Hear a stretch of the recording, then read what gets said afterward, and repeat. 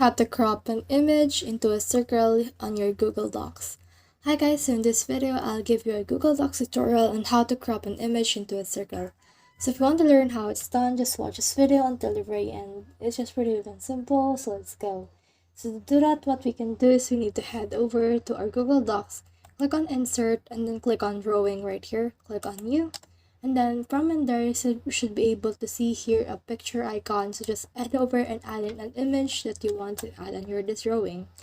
Now, once you have done this, you can just head over and click on the image. You should be able to see this crop icon. But head over and click on this mask image and click on shapes and then just choose the circle right here, which is this. And as you can see, it has been added to the circle. From in there, click on save and close. And then as you can see, this will load an image into a circle-like thing right here. So that's the whole process. I hope this video helped you to crop an image into a circle. If you have comments, comment them down below. I'll try best to answer them. Thanks!